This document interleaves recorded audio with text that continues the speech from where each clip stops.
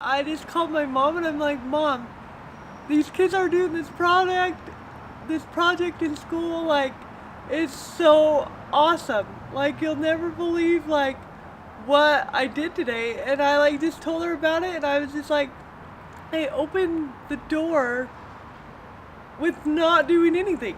Like, I had a phone in my purse and that's all that it took. One of the guys showed me, what they were working on, and I was like, what the freak, like, is it even possible? And it was so cool, and I was excited, and I felt like it would, I guess, open the doors for me, I guess, to be more independent.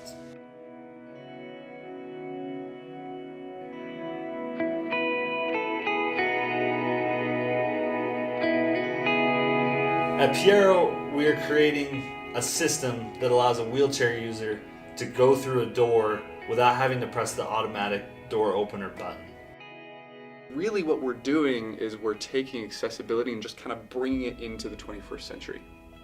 So I remember a few months ago, Sam on our team decided to invite a friend of his named Lauren to speak with us. Lauren's in a wheelchair. We spent that time, and a lot of other time that we've had too, we've spent just listening.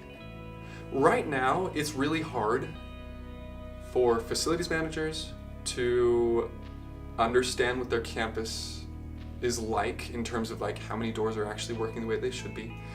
And that's really frustrating for anybody who needs to use those doors on a regular basis. And what we're doing, what we're building, can really give peace of mind to a lot of the players involved.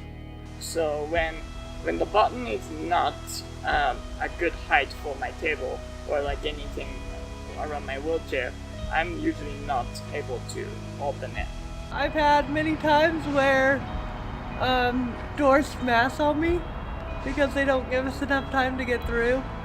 A lot of my athletes that I work with, when they get injured, they will come to me and be like, Kylie, you deal with so much. Like, the campus is not even accessible. We have to take detours.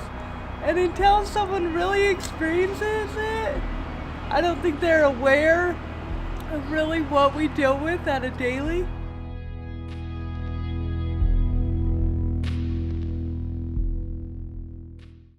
So we started out with this problem, right, where it's like, okay, well, you've got a door and it needs to open and you can't use the button. And then it's like, okay, well, how do you do that? So we came up with like a whole bunch of random different ideas to try and make that work. We kind of settled on Bluetooth because it already exists. We don't have to, go and create our own sensor. And so from there, it was like, okay, well, really just like a battery and like a little development computer, a proto board, and then, that was literally like soldering together wires, drawing out a schematic, and it's called a milled PCB. And we exploded some capacitors, the wafer, the printed circuit board that's in your phone, not quite as complicated. It's fun.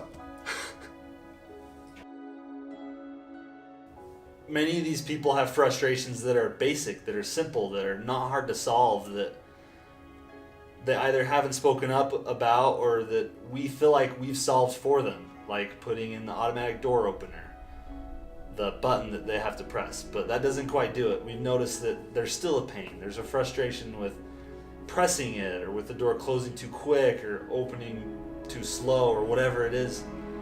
I've just found so much joy in creating something that is of value for these wheelchair users.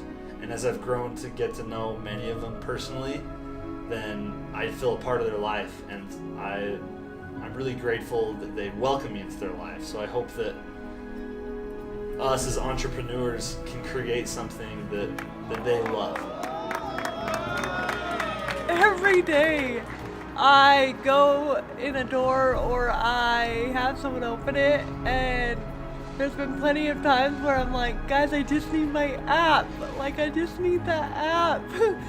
Enabling people to just live a life that is a little bit less difficult, to be a little bit more able to move around, be independent, go where they want to go without having to worry about it.